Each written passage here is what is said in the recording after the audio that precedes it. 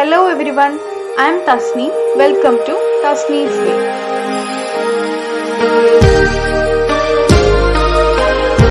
അപ്പോൾ ഈ വീഡിയോയിൽ നമ്മൾ നോക്കാൻ പോകുന്നത് കൾച്ചറൽ സ്റ്റഡീസിൻ്റെ മൊഡ്യൂൾ 3 ആണ്. അതിൽ മേജർ തിയറീസ് ആണ്. മൊഡ്യൂൾ 4ലും മേജർ തിയറീസ് ആണ് നോക്കാനുള്ളത്. Introduce briefly as to understand the concept. ഈ കോൺസെപ്റ്റ് മനസ്സിലാക്കി വയ്ക്കുക എന്നുള്ളത് മാത്രമാണ്. അപ്പം തിയറീസ് ആണ്. അപ്പോൾ ഇത് കുറേ ഉണ്ട്. അപ്പോൾ അതെല്ലാം മുഴുവനായിട്ട് പറയുന്നില്ല. സിമ്പിളായിട്ട് എന്താ കാര്യങ്ങളെന്ന് മാത്രം പറയുകയാണ്. 3 തിയറിയാണ് മൊഡ്യൂൾ 3ൽ നമുക്കുള്ളത്. സ്ട്രക്ചറലിസം, പോസ്റ്റ് സ്ട്രക്ചറലിസം, പിന്നെ മാർക്സിസം. അപ്പോൾ ഇതിൻ്റെ മൂന്നിൻ്റെയും ഒരുപാട് ലോങ് ആയിട്ടുള്ള നോട്ട്സ് എല്ലാം PDF ആയിട്ട് ടെലഗ്രാം ചാനലിലിടാം. നിങ്ങൾ വായിച്ച് പഠിച്ചാൽ മതി. ബാക്കിയുള്ള മെയിൻ ആയിട്ടുള്ള പോയിൻറ്റ്സ് മാത്രം ഇതിൽ പറഞ്ഞുതരാം. Structuralism is a mode of knowledge of nature and human life that is interested in relationships rather than individual objects, or alternatively, where objects are defined by the set of relationships of which they are part and not by the qualities possessed by them taken in isolation. സിമ്പിളായിട്ട് പറയുകയാണെങ്കിൽ structuralism എന്ന് പറയുന്നത് ഒരു mode of നോളജാണ്. Human ലൈഫിനെയും നേച്ചറിനെയും interested ആയിട്ടുള്ള ഒരു mode of നോളജാണ്. Individual ഒബ്ജക്ട്സിന് പകരം അല്ലെങ്കിൽ അതിൽ കൂടുതൽ റിലേഷൻഷിപ്സിന് ഇൻട്രസ്റ്റ് കൊടുക്കുന്ന അല്ലെങ്കിൽ മുൻതൂക്കം കൊടുക്കുന്ന ഒരു ഇതാണ് സ്ട്രക്ചറലിസം എന്ന് പറയുന്നത്. A method of interpretation and analysis of aspects of human cognition, behavior, culture and experience which focuses on relationships of contrast between elements in a conceptual system. അതായത് ഹ്യൂമൻ ബിഹേവിയർ, കൊഗ്നിഷൻ, അതുപോലെ തന്നെ culture, experience, ഇതിലൊക്കെ focus ചെയ്തുകൊണ്ട് റിലേഷൻഷിപ്സിന് important കൊടുത്തുകൊണ്ടുള്ള ഒരു method of ഇൻ്റർപ്രിട്ടേഷനാണ് structuralism. Structuralism holds that all human activity and its products, even perception and thought itself, are constructed and not natural, and in particular that everything has meaning because of the language system in which we operate. Structuralism എല്ലാ human ആക്ടിവിറ്റിനെയും പ്രൊഡക്ട്സിനെയും ഹ്യൂമൻസിൻ്റെ അതിൻ്റെ പ്രൊഡക്ട്സിനെയും hold ചെയ്യുന്നുണ്ട്. അതുപോലെ തന്നെ even perception and thought it self, and in particular that everything has meaning, എല്ലാത്തിനും അതിൻ്റേതായിട്ടുള്ള meaning ഉണ്ട് because of the language system we operate. ഇനി post structuralism നോക്കാം. Post structuralism is A movement in literary criticism and philosophy begun in France in the late 1960s. Post structuralism എന്ന് പറയുന്ന ഒരു മൂവ്മെൻറ്റാണ്. Literary ക്രിറ്റിസിസത്തിൻ്റെ ഒരു മൂവ്മെൻറ്റാണ് and ഫിലോസഫീൻ്റെയും.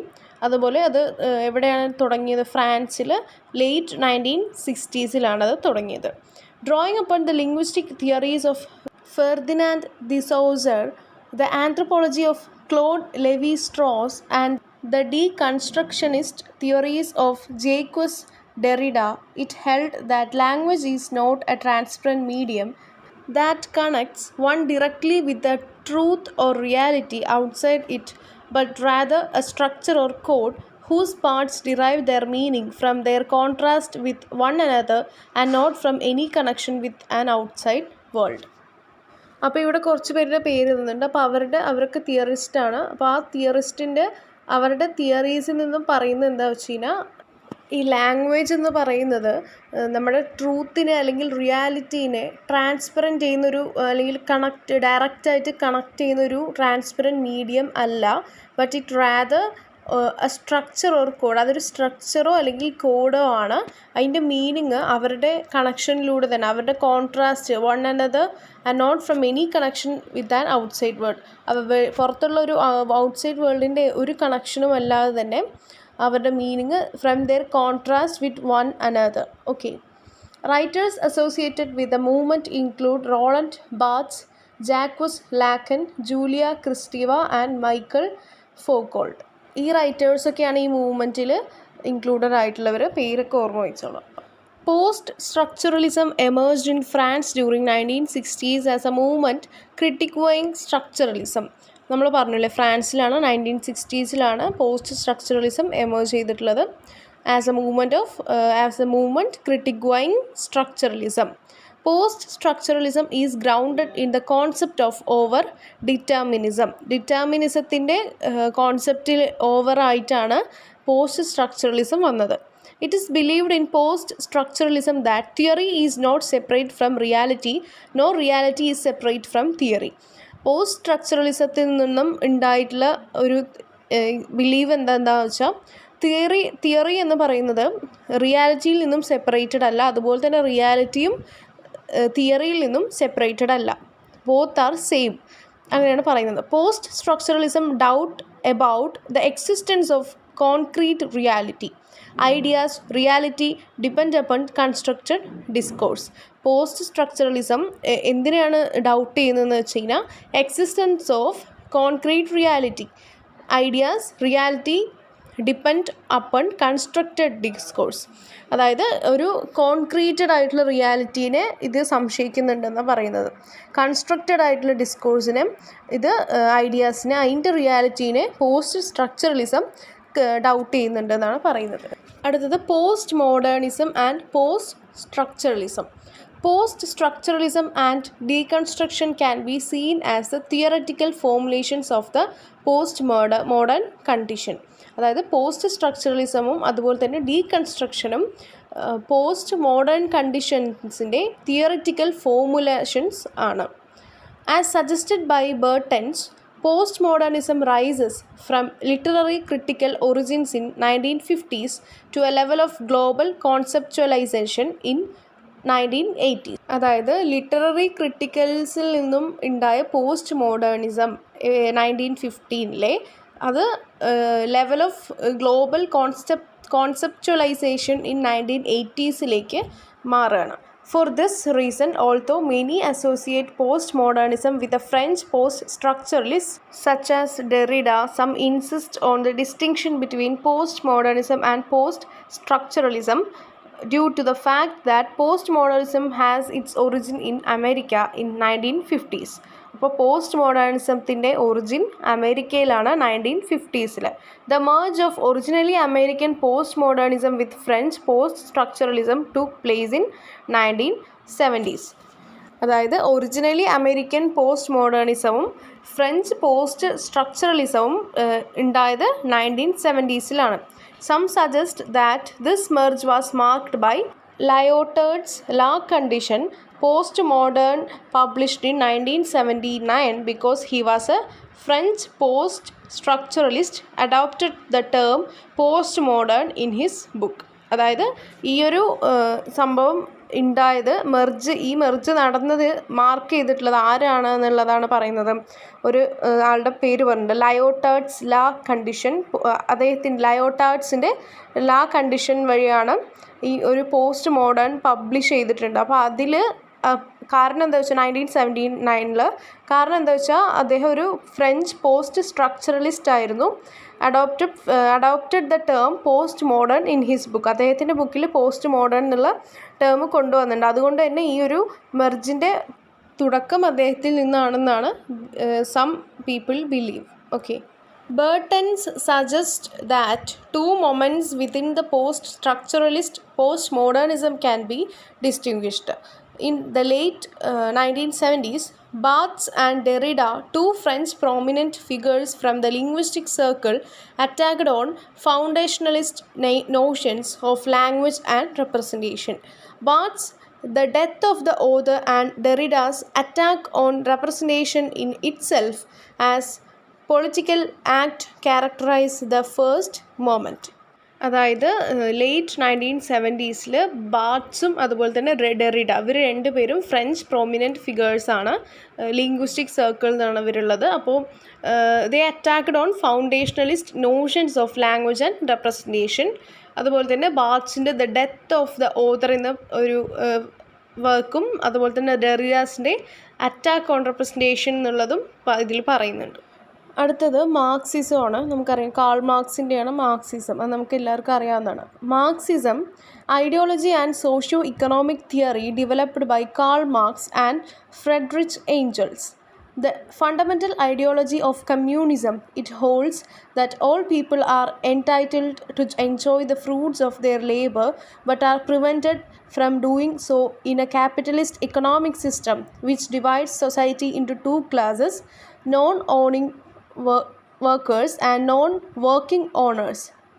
അതായത് Marxism എന്ന് പറയുന്നത് develop ചെയ്തിട്ടുള്ളത് മാർക്സിസം എന്ന് പറയുന്നത് ഐഡിയോളജി ആൻഡ് സോഷ്യോ എക്കണോമിക് തിയറിയാണ്. അത് ഡെവലപ്പ് ചെയ്തിട്ടുള്ളത് കാൾ മാർക്സും ഫ്രെഡറിച്ച് ഏഞ്ചൽസും കൂടിയാണ്. ഫണ്ടമെൻ്റൽ ഐഡിയോളജി എന്ന് പറയുന്നത് കമ്മ്യൂണിസമാണ്. ഈ മാർക്സിസത്തിൻ്റെ കമ്മ്യൂണിസമാണ് ഇവർ കൊണ്ടുവരുന്നത്.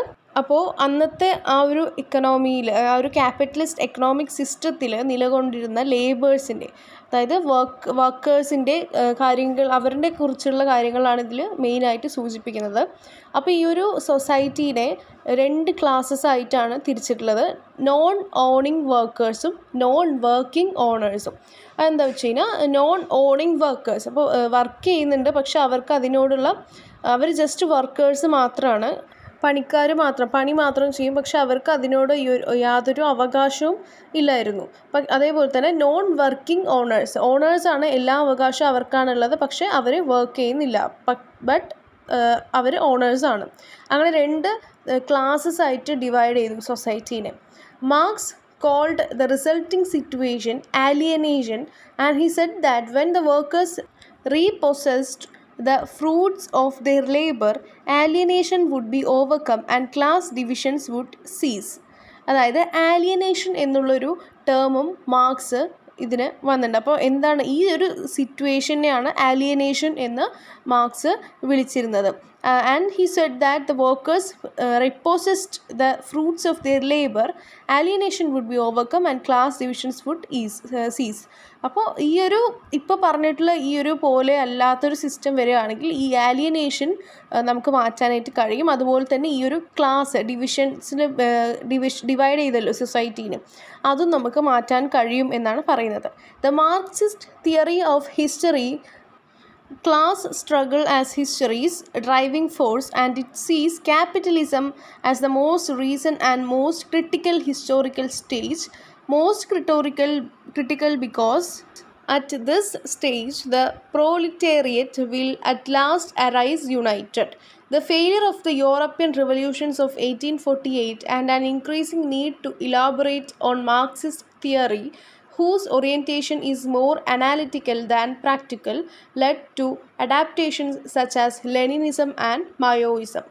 In the late 20th century, the collapse of the Soviet Union and its Eastern Bloc allies seemed to mark the end of Soviet Marxism as a practical political or economic model. Meanwhile, China adopted many elements of a free market economy, in which what it called a development rather than a repudiation of Marxist theory. In the West, Marxism continues to be appreciated as a critic of market capitalism and a theory of historical change. അപ്പോൾ അതായത് Marxist theory, അതായത് Karl Marx കൊണ്ടുവന്ന theory, Marxist theory, ഇങ്ങനെയുള്ള ആലിയനേഷൻ, ഇങ്ങനെയുള്ള non വർക്കേഴ്സും അതുപോലെ തന്നെ non വർക്കേഴ്സായിട്ടുള്ള ഓണേഴ്സും അതുപോലെ തന്നെ നോൺ ഓണിങ് ആയിട്ടുള്ള വർക്കേഴ്സും ഇതൊക്കെ മാറുകയാണെങ്കിൽ മാത്രമേ നമുക്ക് പഴയ പോലെ ആവാൻ പറ്റുള്ളൂ. അതായത് ഇതിനൊക്കെ മാറ്റം വരാൻ പറ്റുള്ളൂ. ഇങ്ങനെ ആവാൻ പറ്റില്ല. ലേബേഴ്സിന് അവരുടേതായിട്ടുള്ള അവകാശങ്ങൾ കൊടുക്കണം എന്നൊക്കെ പറഞ്ഞിട്ടുള്ള ഇതായിരുന്നു മാർക്സിസ്റ്റ് തിയറി.